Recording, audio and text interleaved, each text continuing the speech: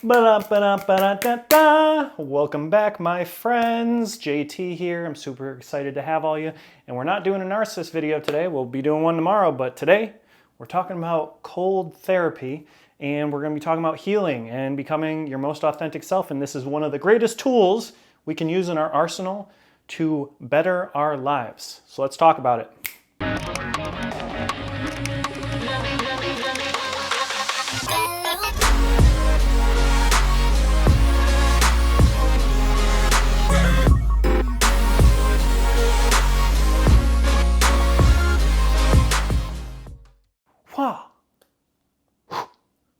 Welcome back, guys. JT here, and I'm super excited for all of you. Thank you so much for all the love yesterday. Still, my back is really rough, and I just appreciate all the kind comments. I definitely felt all your energy. It's healing me up. I'm probably 60% better. So yeah, I'm really happy to be doing this video.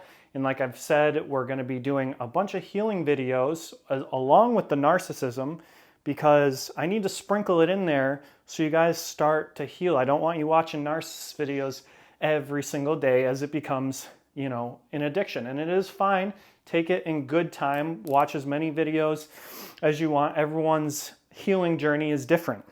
I watch narcissistic videos for 6 months, pretty much 10 times a day, sometimes more early on.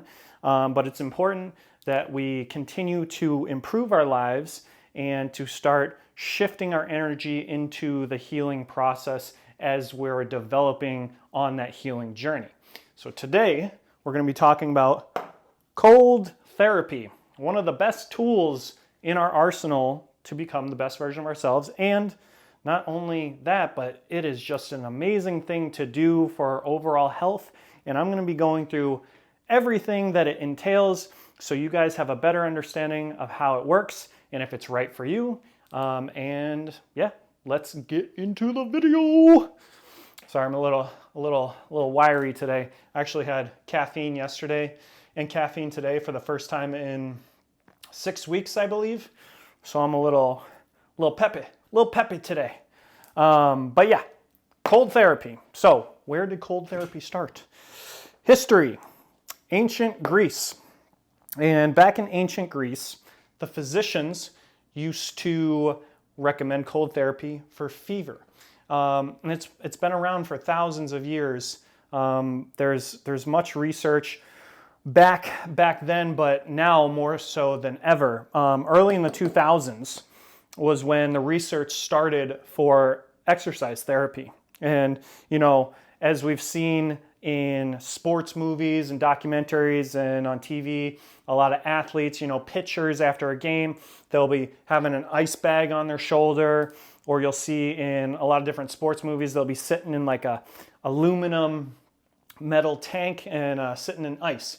So in the 2000s is when it really started getting more research and getting out into the mainstream for all the different health benefits associated with fitness and exercise. And now they're doing more research on the aspects of healing diseases and sickness and illness. So that's where we're at right now with cold therapy in the world. And I really, really, truly believe that this is one of the greatest things you can do for everything, to heal autoimmune, to heal injuries, to have a better mood, to correct serotonin and dopamine. Like, there's so much that goes into this. So we're gonna start here. We're gonna say pain and disease equals inflammation. This is what we know. Pain and disease causes inflammation, and with cold therapy, reduces the inflammation. When you get an injury, what do? We put ice on it, reduce inflammation. So when we're talking about it in the fitness aspect, what can you expect with cold therapy when it comes to fitness? Well, for one, better recovery, fat loss, muscle growth, and an increase in metabolism. So better recovery goes right with the muscle growth, because if we think about it like this, say you do legs on Monday, right? And your average, normally you are sore for 3 to 4 days. It takes 3 to 4 days for you to recover. You start incorporating ice baths, cold showers, cold therapy. Now your soreness only lasts a day, maybe 2. So you just cut the recovery time into half. And now you can train legs again that week. So you're able to train more, which is going to give you more muscle growth. You know, if you train legs 4 times a month, you're going to get muscle growth. But what if you train legs 6 times a month or 8 times a month because you're utilizing cold therapy? That's where the muscle growth comes from. So fat loss, so there's different studies on this, and if you've ever seen the people that go in the cryo chambers, and I've done it once, and I think I stayed in it for 3 minutes. I believe that's like the max. It's either 2 or 3 minutes. And they put gloves on you, and you're in your boxers or like a bikini for a female. And I can't remember the temperature that goes down to, but the thought process is it's speeding up the metabolism and you are burning excessive amounts of fat. And so if we think about it like this, our body, 98.6 degrees, right? When we go into extreme cold, what's happening? All the blood is going to our organs to protect us, to keep us functioning. So all the extremities, all the blood goes into the organs to prevent death. It's a safety mechanism. So when that happens, our core temperature starts to drop. When you get out of the cold therapy, what's going to happen? Well, the blood is going to start going back into other extremities. The body has to work at raising your core temperature now. And if we know everything is energy, what is happening? Your body has to utilize more energy to get back to its normal core temperature. Therefore, you're going to burn more calories. You have a higher metabolism. So, and I have noticed this with fat loss specifically. It is a great way to lose fat. But the problem with the fat loss aspect is most people, if they go into this and their body is using more energy, now you're going to end up becoming hungry, and people often eat more calories. So it ends up canceling it out. But if you can do it and be on a diet or restricting some calories, then you will end up losing fat. Let's talk about the risks. So risks, is cold therapy for everybody? No, it is not. You can get hypothermia, heart arrhythmias, heart attack. You can pass out. And then going over to this, who's this for? People with injuries, disease, sickness, autoimmune, want better recovery, and stress. Who's it not for? People with a weak immune system, COVID, especially don't do this if you have COVID, and elderly. And with cold therapy, you really want to speak to your doctor about this. Again, I am not a doctor. Don't just do cold therapy because I said it. I ain't getting sued. This is on you. But if you have serious illnesses, sicknesses, anything related to disease, talk to your doctor about it. It is not for everyone. But I know for me specifically, and a lot of my clients, it has done wonders in all different aspects of your life. And when you're going into the cold therapy, you have to understand you're slowly working into it. You're slowly building progression. You're not just going in day one, doing an ice bath, and then doing that 7 days a week. Just like in the gym, you're not squatting 500 pounds on the first day. You want to work up to it. That's why these risks are there. If you're just a newbie and you're going to go jump in a frozen lake for 20 minutes, yeah, you're probably going to get hypothermia or pneumonia. Don't do that. No, don't do that, okay? You all heard it on YouTube. I said don't do that. But yeah, you have to be smart with it. When you're starting out and you're doing cold showers, do it for 30 seconds. And like I've said in other videos, slowly move the knob down every single day. Just a little progression, just a little bit, just a touch. And you can put one leg in or put one arm in. Do that for 30 seconds, then pull it out, and then do the other arm. And by the time you go back in it, it's not as bad. So those are different ways to slowly progress to it and eventually, build up the time. When you can just hop right in, then start doing 2 minutes, 3 minutes, 4 minutes, 5 minutes. The benefits of this are just astronomical. So what happens is your blood is able to circulate more. The vessels expand. Long-term cold therapy equals strong heart, strong blood vessels. So you are strengthening your body and you're strengthening your immune system to be able to fight off better diseases. And, you know, again, I can't say how beneficial this really is for you. And when we talk about the mood, you know, when you do cold therapy, it is like drinking 10 cups of coffee. You know, you are just ready to go. Like your serotonin, dopamine, you are just, you know, razzle dazzle. You're ready. You're ready to take on the world. And I said this in another video. When you can wake up first thing in the morning and do a cold shower or an ice bath, the stresses of normal life are much more manageable. When things happen that are out of your control, we can't control everything, you are much better at coping with that stress, because when you can cope with a cold shower or an ice bath first thing in the morning, the most suffering you can imagine, when little things happen, they're going to be insignificant. You're going to be able to better cope with it, and you're strengthening your nervous system. When you get into that cold shower, I highly recommend you all look up Wim Hof.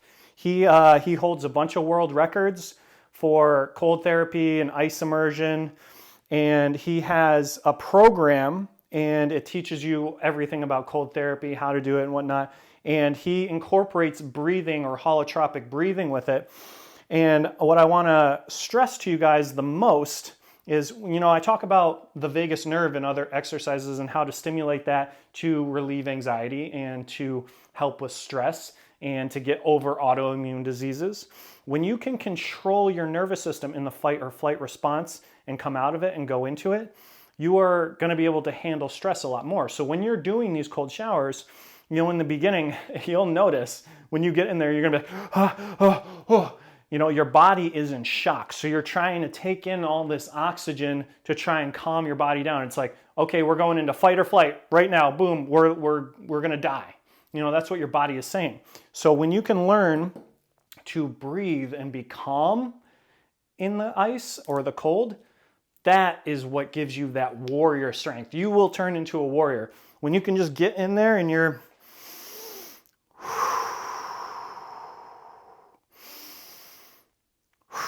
you can control your breathing, you can control your state, you can control your nervous system.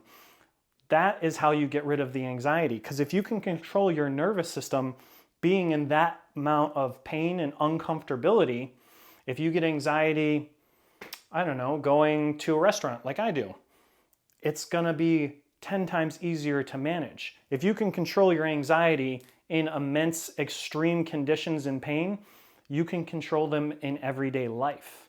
So that's why this is so, so helpful. And what I want to, you know, hit home with this is, don't bundle up after you do a cold shower, because again, risks, you can pass out. When you go from extreme cold to extreme hot, and that is called contrast therapy, your body is essentially going into shock. So when you take this cold shower, don't immediately dry off and throw on sweatpants and 3 sweatshirts and socks and 4 hoodies and 10 jackets. Like, just slowly dry off. Take a minute and just relax, put on some normal clothes. And if you're going to go into contrast therapy, which is going hot to cold, which I highly recommend, as that is going to immensely create better blood circulation, take time when you're switching. Don't hop in an ice bath and then jump right into a hot tub. Again, pass out. Your blood vessels are getting vasodilation, vasoconstriction. They're changing very fast. So when you can't get that blood to the brain, you can pass out. Again, be safe, be smart about it. Don'ts. Again, immediately don't switch from hot to cold or cold to hot, and don't put clothes on right away. Those are the don'ts. And when we're doing this and we understand that, you know, we're doing this for a reason, we are trying to better our lives, don't get down on yourself for not being able to do it long, or don't get down on yourself if, you know, you can't control your breathing. In the beginning, it is hard. It takes 3 weeks to a month to get used to it. After 3 weeks to a month, your brain chemistry will change, your body will adapt. You know, as everything in life, we adapt to the circumstances of our environment. You are going to be able to tolerate a lot more. You're going to be able to push it harder and harder and harder. And what I always recommend with this, start at 30 seconds, 15 minutes should be your max. There are people that go over 15 minutes, but again, the risks come with that. 15 minutes should be the max. I don't ever go 15 minutes. When I used to do ice baths, I did on Monday, Wednesday, Fridays. I would do, because I couldn't fit, I'm pretty tall, so I couldn't fit all the way in my bathtub. I would sit in the bathtub and it would be up to my waist. I'd do 7 minutes on my legs, and then I'd slide down and do 7 minutes on my upper body. And that would get me to almost a 15-minute mark.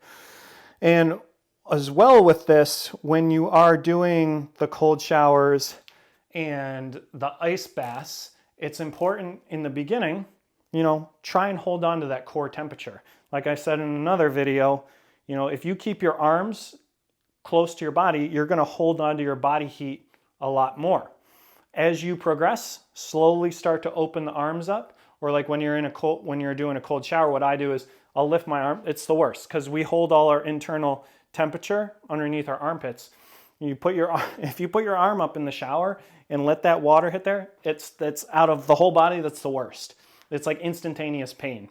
So as you're working through it, you can start to do that maybe after a week, start trying to get it under your arms, start moving around. The more you move, the more painful it's going to be. If you just sit there and you're like letting it hit your back, it's only painful for about 20 seconds, maybe 30 seconds.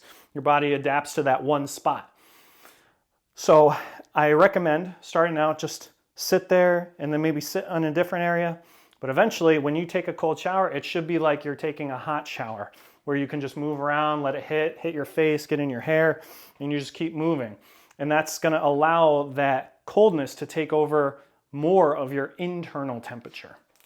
So yeah, I think that's it for this cold therapy. There's much more that I could go into, like deeper into the science on brown fat versus white fat and metabolism, but I don't think it's necessary. I think this is a good beginner's guide to cold therapy to get you guys on your healing journey. I really believe this is one of the best stress reducers you can possibly do. And when we talk about inflammation, I want to mention this last thing. So is all inflammation bad? No, it's not. You know, you hurt your shoulder, it's going to become inflamed. And what do we want to do? We want to ice it, bring down that inflammation, and we get better recovery, better healing time. So when I hurt myself, again, better blood circulation. When you go from hot to cold, your blood vessels are contracting and expanding. You're allowing blood to flow and then not allowing blood to flow. What's that going to do? That's going to aid in the recovery process. But let's say you go to the gym and you're training arms and you're doing a bunch of curls. What are you doing when you're at the gym? You are filling your muscle with blood, right? You're constantly forcing as much blood into the muscle as possible. And what's happening with that? When the blood is getting forced into the muscle fibers tear. When the muscle fibers tear, it creates inflammation. The inflammation is creating the growth. So after you work out, after you do biceps or legs or whatever it is, you don't want to take a cold shower because you want that inflammation there for the growth. You know, if you have an injury, yes, do the cold therapy, but don't go do legs and then do a cold bath right after, because you're taking away the healing. Essentially, you want to grow. When you're tearing those muscle fibers down, the inflammation is what's causing the growth so that they can repair. And this is my recommendation. There's other researchers that say it's okay and it's not okay. It's a gray area. There's not a ton of science with cold therapy. Even though they've been researching it for a long time, it's still a very, very difficult thing to pinpoint a lot of the different areas, and they're still trying to pinpoint with dopamine, serotonin. They think it could be a placebo effect. But again, this is just the beginner's guide. I want you guys to become the best versions of yourselves. And this has truly, truly helped me for stress levels, for mood, for anxiety, depression, for autoimmune diseases. Again, you're going to feel good. And when you feel good, you're naturally going to be healing your body. When we feel good, when we're not depressed, when we're happy, when we're joyful, our bodies are extremely smart. Our minds have a lot of power. You know, our belief system can usually create illnesses or heal illnesses. You know, I've heard so many miracle stories and watched, you know, people that have had near-death experiences or have had cancer, and then they just believed to their core that they were going to heal. And their belief system, we could call it a miracle, they end up getting cured because our brains are extremely, extremely strong. And when you do cold therapy, you are going to become more resilient in life to everything. You're going to improve your mindset. You're going to become a warrior. And when you can incorporate this into the morning, into your everyday life, your life will never be the same. I promise you guys that your life will never be the same. If you can manage to use cold therapy daily or multiple times a week and have it become a lifestyle, not just a momentary thing where you're just trying to heal an injury, but you make a lifestyle out of it, you're gonna be on a totally different playing field than everyone else in the world. Everyone else in the world, you can call someone a jerk, a loser, fat, like whatever, any negative kind of thing towards someone, and the emotional reaction and the stress that comes into most of the people in the world is very high. When you become a warrior and you do cold therapy, things will not affect you. You'll just let it roll off your shoulders. You are so much better adapted at handling stress now. So I really want to push that home, guys. If you want to try this, talk to your doctor and see if it is right for you. And I really believe that it can help a lot of people out there. But I think we're going to conclude the video there. Let me know in the comments if you guys have tried cold therapy or if you need help or where should you start. I do have a bunch of programs on the website, and I do build custom programs for people that want to do fat burning programs, muscle building programs, healing programs, dopamine detox. I do custom programs where I build it all in. If you want cold therapy plus a dopamine detox, you want a fat loss program, I can custom build anything for all of my clients. So again, comment on this. Let me know if any of this works for you, if you're getting ready to start, how far along on your cold therapy journey you are. And I will see you guys tomorrow. I'm so grateful for all of you, and I hope you enjoy the weekend. Stay safe, be as healthy as possible, and just know that you are on the right path. You're on your healing journey. You're watching this video for a reason, because you want to become the best version of yourself. This is your new year. It's 2024. Let's make this year the best year of your life and never look back. Never look back to the old toxic relationships, all the pain, all the struggles you've been through. This is your time to shine, and you owe it to yourself to become the best version of yourself. All right, guys, talk to you later. I can see the fire that we made just to save